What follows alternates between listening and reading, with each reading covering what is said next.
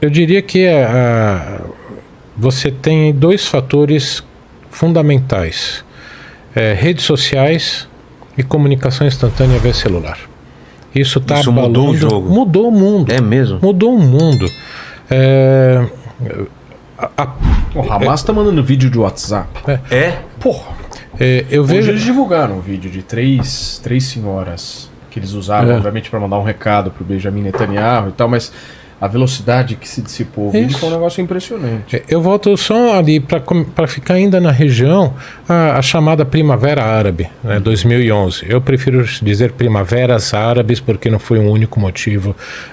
O que levou a essas revoltas populares, fundamentalmente redes sociais e celulares, porque os governos ali, principalmente os árabes do norte da África, até mesmo ali Síria, para atrair investidor, investiram muito em infraestrutura de telecomunicação para ter internet, e isso facilitou a comunicação das suas populações com outras populações, principalmente na Europa.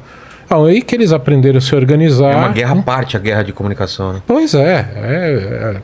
É muito fácil sublevar a massa, como aconteceu agora da questão, quer dizer, começaram a publicar, já está chegando um avião com israelenses no aeroporto, vamos lá matar todo mundo.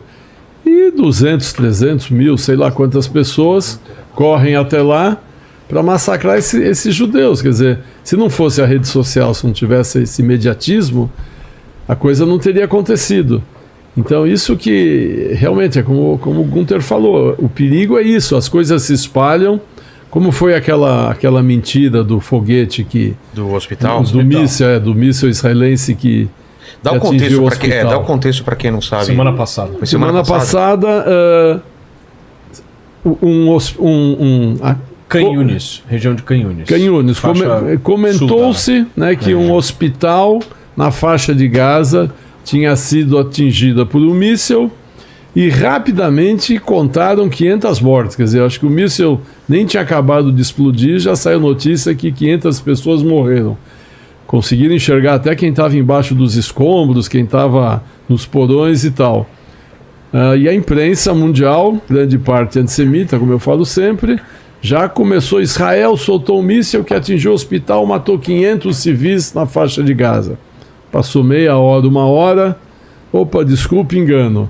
O míssil era da Jihad Islâmica, que estava indo para Israel. O míssil perdeu a rota, porque são mísseis improvisados, caiu no estacionamento do hospital, né? Não caiu no hospital, era da própria Jihad Islâmica, e aí já não eram 500 mortos, eram só 50, porque o míssil era nosso. Como é que a gente podia matar 500 dos nossos? Então, a verdade era outra, só que o estrago estava feito. O Biden estava chegando no Oriente Médio, ia ter uma reunião com o Netanyahu que ele teve, ia ter uma reunião com o rei da Jordânia, com o presidente do Egito. Essas reuniões foram canceladas e pior, manifestações islâmicas ocorreram em várias capitais dos países árabes e várias capitais da Europa, na frente das embaixadas de Israel e dos Estados Unidos. Quer dizer, a mentira foi rápida. Ninguém confirmou se era mentira ou não, já publicou e criou-se um caos. Então é o que o Gunther estava falando. Realmente, hoje em dia, precisa tomar muito cuidado com o que a gente divulga, muito cuidado com as fake news, porque é um estopim. As pessoas estão a ponto de bala de fazer qualquer besteira. Não, e tem, acho que um ponto importante, né, Vilela? Porque nós que estamos cobrindo todos os dias a guerra, a gente está entendendo um pouco como é que é o funcionamento de uma cobertura dessa, né? E se tem uma coisa que a gente precisa ter numa cobertura dessa, é um pouco de precaução com essas informações que chegam. Ali a cobertura que a gente faz é uma cobertura ao vivo e a gente constrói a notícia junto com o fato. Então assim, a gente sempre se acostumou assim de, sei lá, vamos relatar aquela notícia que aconteceu ontem no Congresso Nacional e tal. Ali não. Vamos voltar um pouco mais. A gente recebia a notícia na nossa casa, a notícia do dia anterior, impressa... Mas no caso da guerra, por exemplo, como a gente está com imagens ao vivo ali, de vários pontos da faixa de Gaza, ali da região Começou na Guerra do Golfo, essa cobertura da CNN em 24 horas. Não foi lá que mudou essa cobertura? Foi em 1990. E aí virou meio que uma coisa de construção da notícia ali em tempo real. Então, por exemplo, eu me lembro na semana passada quando teve uma explosão ali no Porto. Não sei se você está lembrado, Márcio, dessa explosão que aconteceu no Porto. A gente não sabia ao certo, no Porto ali da faixa de Gaza. Teve uma explosão logo de manhã, assim, muito forte, que detonou o porto ali, e eram embarcações em que o Hamas tinha uma quantidade de armamento, de munições e tal. Em Beirute, isso? Não. Na faixa de Gaza. Na faixa de Gaza, essa não soube. E aí, o que aconteceu? A gente não sabe o que é aquele barco, o que está acontecendo ali dentro. E você vai construindo a notícia. Se tem uma coisa que eu acho que a gente tem a obrigação de fazer, é não ser precipitado e ter um pouco de calma na hora de relatar. Porque essas informações chegam. Por exemplo, o caso do hospital. O nosso procedimento ali foi de todas as formas aguardar, porque a gente não pode, como meio jornalístico, ter o Hamas como fonte de informação. Pode olhar e falar, olha, o Hamas falou que morreram 800 pessoas. Pô, o que o Hamas fala em uma nota de R$3 é a mesma coisa. Não dá pra você pegar o Hamas e falar, olha, segundo o Hamas... Não, segundo o Hamas, coisa nenhuma. Vamos tentar pegar mais dados oficiais do que as democracias estão dizendo e tal. Só que aí eu acho que tem um ponto nessa história toda que pelo menos é o que mais me preocupa, Vilela. Se você for analisar a guerra entre Rússia e Ucrânia, é uma disputa territorial ali. E você tem, obviamente, uma guerra, você tem pessoas mortas, você tem uma invasão, você tem vários problemas ali. Mas ali há uma ausência de algo que tem muito forte ali entre Israel e Hamas, que é o ódio. Se você for analisar a guerra entre Rússia e Ucrânia, é uma guerra territorial ali. Os povos russos e ucranianos não são povos que se odeiam, são povos que querem exterminar ver um morto e o outro porque tem a mesma raiz, né? Exato, você não vê o ódio. Esta guerra, eu acho que ela é muito pior, mas muito pior. E eu acho que uma das piores que a gente já teve, porque não é uma guerra de disputa territorial. Nós não estamos falando aqui de uma disputa de um território específico. A gente está falando aqui da eliminação ou não de uma cultura, da eliminação de uma crença, da eliminação de um povo.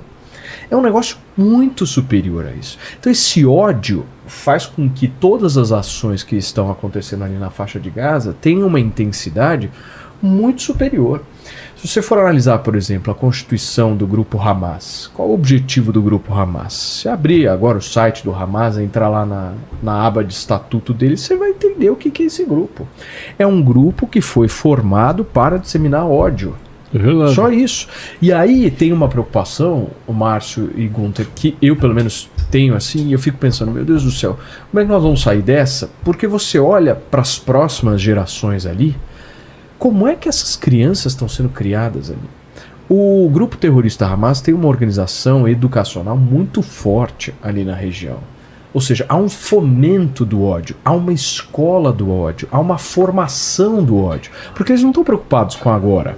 Agora os caras saem, eles sabem que os caras vão morrer na guerra. A preocupação deles é educacional, de uma formação de uma geração.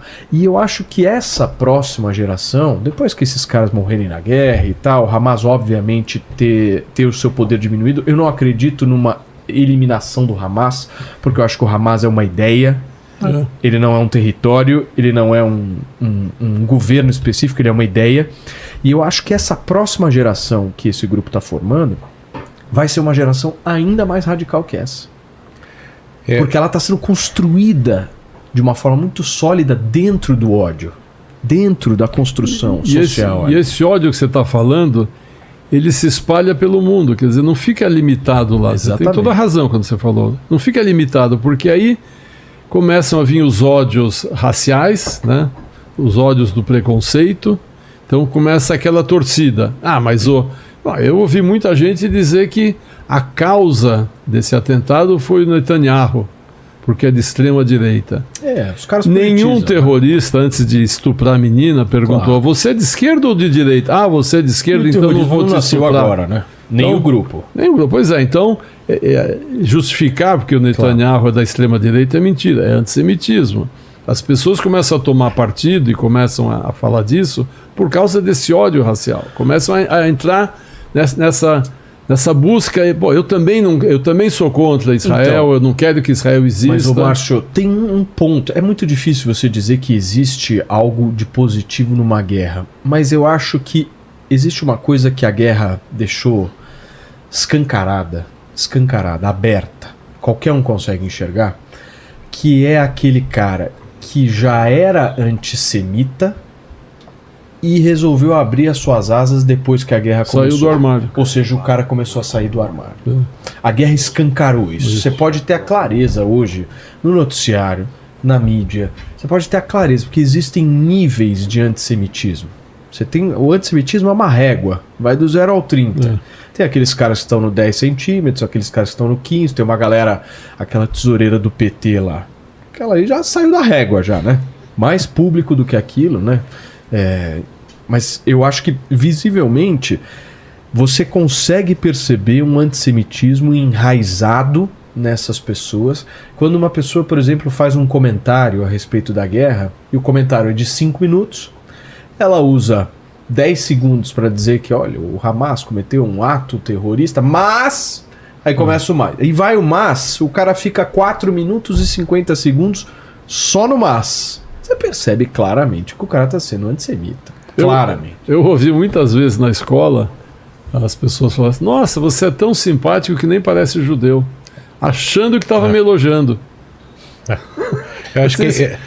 só voltar aqui. É tão simpático que nem parece judeu. Por que voltar a comparar judeus a ratos como o nazismo fazia durante o... Sim. De novo está explodindo isso? De novo, por quê? Porque se encontraram.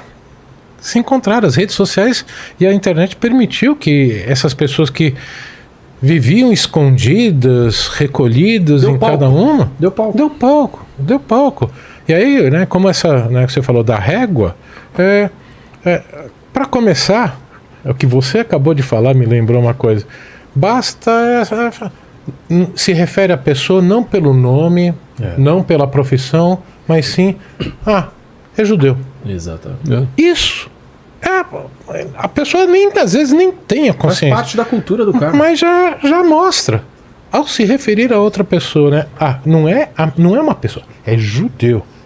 Já mostra o quanto você tem isso espalhado na sociedade, inclusive aqui no Brasil. Claro. Então, você tem, infelizmente, essa nova realidade uma cultura imediatista, em que tudo se espalha, que essas ideias se encontram, né, os malucos se encontram e agora estão empoderados porque podem falar, porque tem audiência. É isso. Ganham, né? A guerra deu audiência. Muita. Essa coisa do, porque, né, como você falou, porque é judeu, isso é uma coisa que os nazistas fizeram muito bem. Os nazistas fizeram os alemães odiarem os judeus, não um judeu específico, não determinado judeu. Então, sim, os judeus. Então, mesmo que o cara a mulher dele tinha sido tratada por um médico judeu e salva por um médico judeu, mas ele tinha que odiar os judeus. Então, ele também passou a odiar o médico que salvou a mulher dele. E isso é o que a gente sente hoje, quer dizer, tem muito judeu de esquerda, tem muito judeu que votou na esquerda, mas não importa, eu tenho que odiar os judeus. Então, para o antissemita, ele não vai separar o judeu da direita do judeu do centro do judeu da esquerda. Netanyahu é de extrema direita, então Israel tem que ser destruído. O que o Hamas fez estava certo. Não existe a discussão, o pensamento, mas espera aí, esse judeu é do meu lado, ele é de esquerda progressista, então ele está salvo? Não, ele não está salvo porque ele é judeu.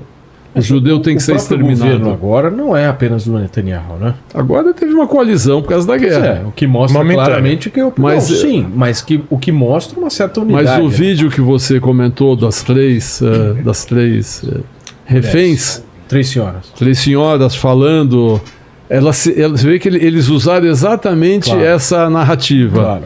Netanyahu, por favor, solte a gente. Eles politizaram, como se fosse o Netanyahu o culpado delas terem sequestradas, como fosse o Netanyahu que não quer libertá-las, não é o Hamas. É o Netanyahu que a sequestrou e é o Netanyahu que não quer soltá-las.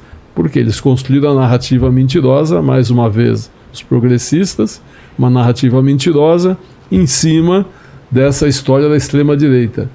Israel, e o que esse pessoal não entende... Israel não foi só governado Israel foi criado pela esquerda. O kibbutz era a essência do socialismo. Eu morei em kibbutz na década de 70, no começo dos anos 70, quando o kibbutz era um verdadeiro kibbutz, quer dizer, todo mundo tinha tudo igual, todo mundo recebia igual, todo mundo morava igual.